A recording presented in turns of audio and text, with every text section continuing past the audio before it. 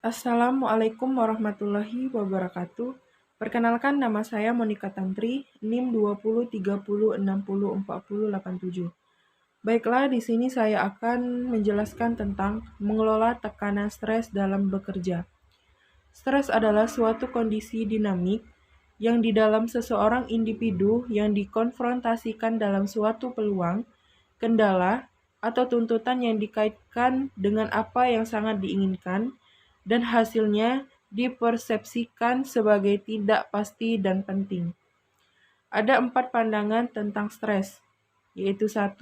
Definisi rangsangan, 2. Definisi tanggapan, yang ketiga definisi rangsangan dan tanggapan, dan keempat definisi kerja. Definisi rangsangan adalah kekuatan atau stimulus yang menekankan individu yang menimbulkan tanggapan terhadap ketegangan. Ketegangan di sini adalah tekanan atau dalam bentuk fisiknya adalah mengubah bentuk.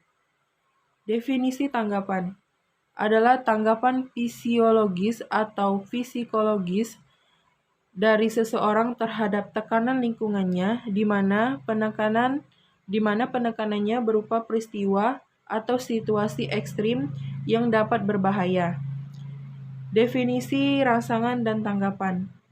Konsekuensi dari interaksi antara stimulus lingkungan dan tanggapan dari individu yang bersangkutan. Keempat adalah definisi kerja. Mengajukan wawasan tentang hal-hal yang menimbulkan stres, jadi dapat didefinisikan stres sebagai suatu tanggapan adaptif yang dipengaruhi oleh perbedaan individu dan proses fisiologis, yakni seorang konsekuensi dari setiap tindakan ekstrim atau lingkungan, situasi atau peristiwa yang terlalu banyak mengadakan tuntutan psikologis dan fisik terhadap seseorang. Ada 5 konsekuensi stres. Yang pertama akibat subjektif, yang kedua akibat perilaku, yang ketiga akibat kognitif, yang keempat adalah akibat fisiologis, dan yang kelima adalah akibat keorganisasian. Akibat subjektif adalah kegelisahan, agresi, acuh, kebosanan, depresi, keletihan, frustasi, dan kehilangan kesabaran. Akibat perilaku cenderung mendapatkan kecelakaan, penyalahgunaan obat-obatan, emosi yang tiba-tiba meledak.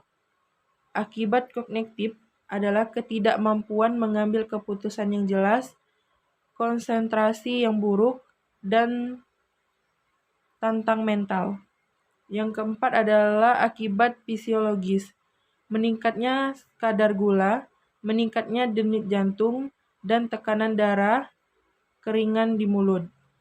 Akibat keorganisasian, produktivitas rendah, dan ketidakpuasan bekerja. Program mengelola stres. 1. Analisis peranan dan kejelasan. Telah dikemukakan bahwa jika stres berlebihan muncul dalam suatu peranan, manajemen dapat memprakarsai tanggapan yang adaptif. Masing-masing metode meningkatkan kesesuaian antara peranan tertentu dengan pekerjaan atau lingkungan organisasi. 2. Program keseluruhan perusahaan. Program penanggulangan stres dapat ditawarkan atas dasar yang luas dan pada perusahaan. 4. Penyebab stres dalam organisasi. Yang pertama, stresor lingkungan fisik. Yang kedua, stresor individu. Yang ketiga, stresor kelompok.